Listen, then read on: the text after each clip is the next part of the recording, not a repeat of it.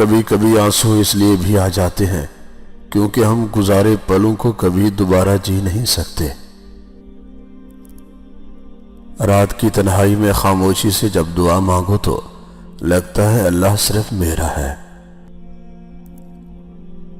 مخلص رشتے ہمیشہ یاد رہتے ہیں، دلوں میں بھی، لفظوں میں بھی اور دعاؤں میں بھی۔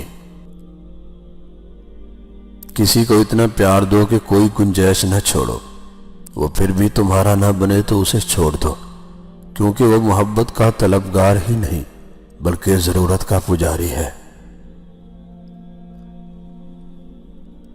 روٹھنا منانا زندگی کا حصہ ہے، بس خیال رہے کہ ناراضگی صرف زبان تک رہے، دل میں عزت اور پیار ہو۔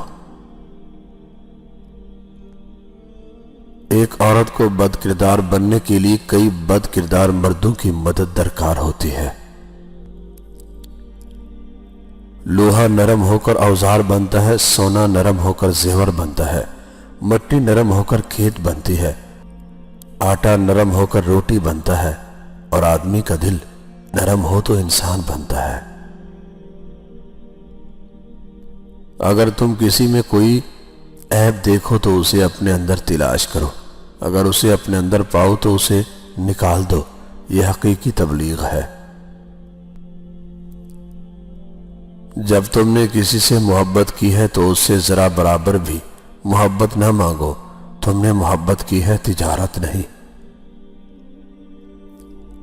ساری عمر کوئی جینے کی وجہ نہیں پوچھتا، لیکن مرنے والے دن سب پوچھتے ہیں کیسے مرا۔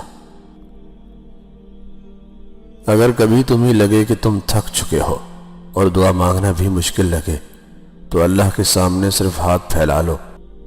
تمہارے پھیلے ہاتھ اس بات کا ثبوت ہے کہ تم رب کائنات کے محتاج ہو، اور میرا اللہ تو خاموشیوں کو بھی سن لیتا ہے۔ جن سے محبت ہوتی ہے ان کی مجبوریوں کو بھی سمجھا جاتا ہے، ان کی مجبوریوں سے بھی اتنا ہی پیار کیا جاتا ہے جتنا کہ خود ان سے۔ بہت رونا آیا تھا یہ سوچ کر کہ اللہ تعالیٰ نے مجھے وہ نہیں دیا جو مجھے بے حد محبوب تھا۔ پھر یاد آیا کہ کیسے میری ماں میرے بیمار پڑنے پر مجھے کڑوی دوائیں کھلاتی تھی اور پسندیدہ چیزوں سے احتیاط کرواتی تھی۔ بے شک اللہ تعالیٰ 70 ماؤں سے بھی زیادہ ہم سے محبت کرتا ہے۔ ہمیں صرف وہ عطا نہیں کرتا جو ہمیں اچھا لگتا ہے، بلکہ ہمیں وہ عطا کرتا ہے جو ہمارے لیے اچھا ہوتا ہے۔ کسی کو نیند آتی ہے مگر خوابوں سے نفرت ہے، کسی کو خواب پیارے ہیں مگر وہ سو نہیں سکتا۔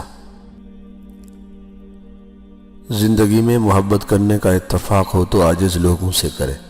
عاجز لوگ تکلیف نہیں دیتے بلکہ محبت کے بدلے عشق کرتے ہیں۔